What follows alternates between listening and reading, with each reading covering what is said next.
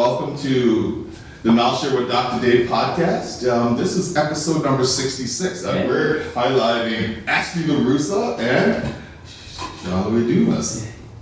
We're going to talk about Black Renaissance, and maybe we're going to mix in a bit of diversity, equity, and inclusion and see how that all fits in. Let's do it. Sounds Right? great. What do you guys think? No, absolutely. That works? So let's talk about the concept of Black Renaissance. Right? I mean, when we look at the old French word, Renaissance means rebirth. Where's the vision coming from for Black Renaissance here in Tucson? Essentially, it's a rebirth of highlighting black artists and bringing the Black community back together even more, especially in the downtown scene, and just highlighting them in celebration.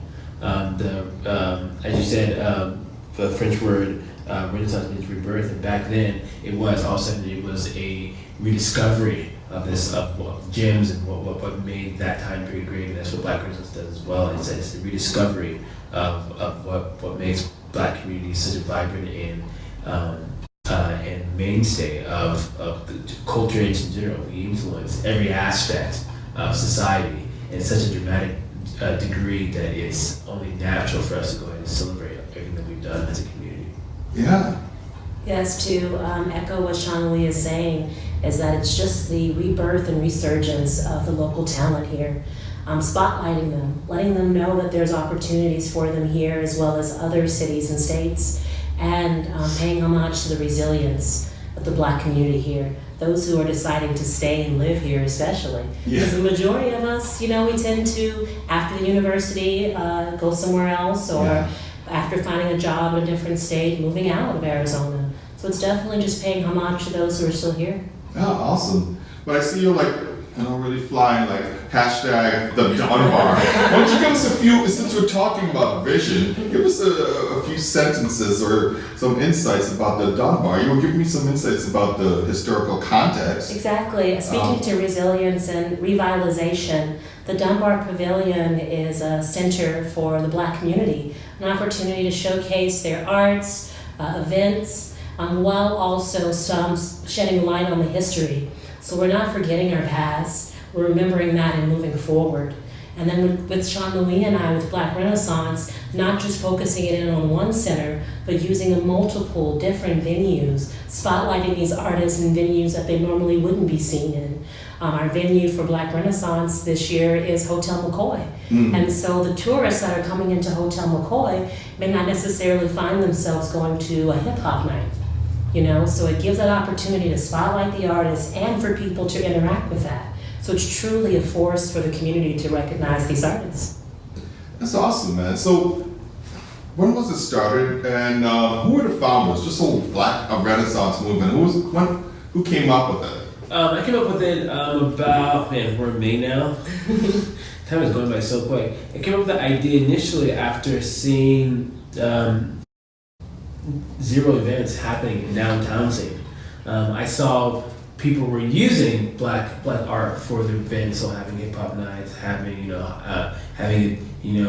East Coast, West Coast rap, or having anything that's particularly Black, and be able to draw people in. But when Black History Month came on, there wasn't a celebration and acknowledgement of the accomplishments that Black people were doing, even in downtown scene. So I created an open mic event that spotlighted just the initial Black artists that I knew just in my circle, just a quick reach out. It has such a great response that came with the idea of Black Renaissance, and just did a quick Facebook post saying, hey, I have this idea. I want to highlight Black artists from different areas of art.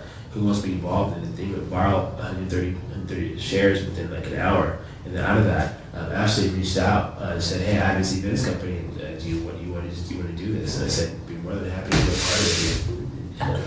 Exactly. I had the honor of meeting Seanloui local here, just in the same circles of arts and organizations. And when I saw him put out this call and the feedback from the community stating how much this is needed and how welcoming they are to the idea, I saw how that aligned with my mission and values and the new business and the events, which was focused in diversity. And I said, oh my gosh, if I could partner with you on this opportunity, that would further even press my brand and message as an events company for the community. So I just thought it was the right time, the right place, and I'd only been on Facebook for like 2 months, you know. I was still learning what tagging was, and then when I saw your name, I was like, oh, he's my friend. What is he doing?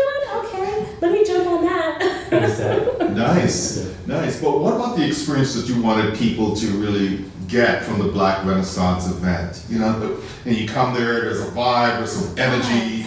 You know, what did you guys want to get out of that? What do you want people to like leave with? A knowledge of knowing there's so much talent here locally, just the wealth of the community and what they can do. I think we're very, as a community here in Tucson, we're very humble, we're very quiet about our moves and what we're doing. You might see us in our 9 to 5 working with a nonprofit organization, and then 6 to 9 and so on, we're doing other activities and side hustles, as we would say in the community, in order to keep, multiple streams of income. And the majority of these artists and these owners here locally are doing so much, but they're pulling all of their talent and time outside of Tucson. Yeah. So they're showcasing themselves in cities like Los Angeles and Chicago, where we need the representation here. Right. We are under 4% here, but that 4% should be seen and represented. Excellent. So, how would you characterize the outcome of the Black Renaissance event? Because it has happened, Yeah. it is happening, and there's still more to come. Yeah. So let's talk about, what was the outcome like? Were you surprised? Yeah, I mean, honestly, I didn't think anyone would show up. And then the first night, it was packed. Yeah. It was so packed. And I was like, all right, so we have something, we're celebrating. And then, of course, like, second night, you think, well, same people are also not going to come to the second one. Yeah. And 100%, all those people did it, but it was a brand new crowd that came. And it was packed to the point where we were turning people away at the door, saying, Wow. I'm sorry, there's literally no more room. Even standing room, we're pushing up against the bars, like, we can't. I'm sorry, we literally can't fit anyone inside, and people are leaving. And so we try to, obviously point them to this coming up May 18th, spoken word night. But yeah, the outcome was just, it was so surprising and very humbling to know that that the idea works and that the community, they want it. That's the best part, is that this idea of Black Renaissance is the idea that for a time that it has come, and the community wants it. That's cool. And it was supported fully by all community members. Yeah. We received the question of, is this event only for the Black community? And it's, no, we're spotlighting the Black community, and we need all members of the community to come out and support. We find ourselves supporting many local initiatives, and so for an opportunity to spotlight the Black community, we found a lot of allies and friends here to come out and give much love and sponsor as well. Yeah. Well, speaking of ally, right, you walk right into this question that I have to ask, and talking about how is the Black Renaissance event contributing to diversity, equity, and inclusion? Because in order for diversity, equity, and inclusion to work, we need allies. Exactly. People to partner with us, people to come alongside us, Yes. for us to share ideas. I'll start with equity. I'll start with the access, the opportunity, the invitation. With our partners, Hotel McCoy, they gave us the venue, the opportunity to come into a space that most of these artists have never been in physically, and most of their visitors and guests have never interacted with the Black community. So it became an awesome opportunity to showcase equity and having these two groups come together and learn from each other. Yeah. I saw a wonderful exchange with one of our artists during the hip hop weekend. Sketch 71 was meeting with a few Japanese tourists that were in town and touring around Tucson, and they love the hip hop culture. They find it a huge force in Japan. And so the fact there were artists here doing airbrush t-shirts, they brought a few back with them. Yeah. And so they brought that piece of Tucson, because he's a Tucson local artist, back with them to Japan. Nice. So those type of interactions, that's the equity portion. I'll leave it to Seanloui on diversity. Diversity, I feel like I said, we involved the whole community. So there was every single race, every single ethnicity, all the ages were there. And that's why I think that made it being kind of special, because you have someone who was like, saw an 84-year-old lady hanging out, hip hop night. She knows what going on, but she was just hanging, and all of a sudden you see a little kid, and they're both different races, different ages. That was really awesome. And inclusion is that we involve every single sex, race, sexual preference. LGBTQ community was highly present. Or whatever. That was one of my things. I want to make sure that it was that anyone can come in and perform. They're black and then be included and celebrated. And that's important. And we were able to do that for every single event, including this one coming up. Diverse occupations as well. We found a range of different people working in completely different industries, from doctorates from the university to local artists working in muralism. So those two worlds coming together and seeing how they can future interact with each other with their businesses is also a great show of inclusivity. Yeah. I mean, so if you look in an ideal world, so an ideal situation, what does diversity, equity, and inclusion look like in a Black Renaissance event going forward, right? You're looking at this setting and this mural of different people from different walks of life. I think. Oh, go ahead. I'm sorry. No. Go ahead, my brother. Oh, I think literally what we created in the last two events is exactly what we're going to be doing for the rest of the events for the years coming.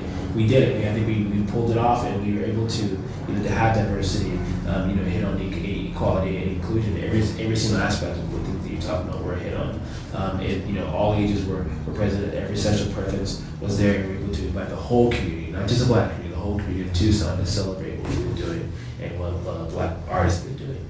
You posted a great video. There's a video on Facebook on the Black Ren Online page where you showcased the spoken word night, and I believe we had Teray up at the moment, and you captured just the really perfect moment of showing the audience, our artists, and then down to the standing room of Hotel McCoy, and it was every shade, every shade. It was just a beautiful celebration. It's a celebration more than anything, an opportunity to be happy, to bring your family, to be involved.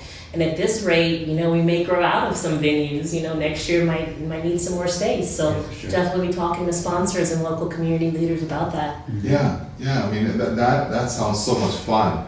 I mean, but how do you want people to connect with you and learn more about the Black Renaissance event for 2020? I think 2019 is almost over, so 2020 is coming up. What do we want to get people to tap in and maybe start contributing year round? Because it would be a cool thing to start not only having local artists here, but others from other community, Phoenix, right? Start coming into. So how would you guys want people to connect with this event and reach out to you? The Instagram account, all our social media will continue to stay updated and highlighting all the artists that were participating in this last event. So the feed will keep going on, people releasing albums, people releasing murals when they can find out, and as well as the website. The website will continually have the artists. Now, if we're going on to the 2020, we'll make sure we'll have a page on our website once the 2019 is done, where people can go ahead and say, hey, I want to be a part of this next year. I want to volunteer. How can I have more information? Just that some festivals, they'll immediately take all their stuff down and leave up, see you next year kind of deal. But as you talk about, we want to make sure that we are still involved in the community, and that the Black Renaissance is a good example, or a light tower, so a city on the hill people can look to. Okay, that's what we want to do. I want to get up there, guys. Show me how. We'll leave a website up and Instagram, social media channels to do exactly that. Nice. So you guys have a Twitter handle that you want people to hang on to, or right? I mean, it's something that people could hang on to and grab from there. So our website is blackrenaissance.online, and then our Instagram and Facebook and Twitter account is Black Ren Online. Okay. That's it. Hey, man, this is awesome. Is there anything else you'd like to add before we wrap up? I thought this was a great conversation. Anything else that you want us to just highlight before we take off? I definitely would love just to highlight that the term Renaissance is innovation. By no means are Seanloui and I recreating a wheel. There's been a few community leaders here that have been already driving this mission of uplifting and highlighting. To name a few, Debbie Chess, Sam Brown, as well as our local artists that have already been on those initiatives to get that growing. So we're now looking at pulling all of these resources and leaders together to further this same uplifting And to your earlier question on Renaissance, before Black Renaissance, we had the Harlem Renaissance. Yeah. You know, so definitely paying homage to those artists that were in that movement, you know, Langston Hughes and Zora Neale Hurston, to name a few. So we're definitely learning from our past and moving towards the future with that knowledge. Got it, that woman. That's right. Yeah, you have to acknowledge in this That's day and age, right. right? And just like, Yeah. instead of, I identify as a Black woman. Well, thank you all for coming on the Knowledge Share with Dr. Dave podcast. Look forward to for us having community, Yes. right? I mean, you and I connect. Now that I've met you, we're going to be doing some connection, doing some things. So really look forward to that. Thank you, All Dr. right, Dave. see you guys soon.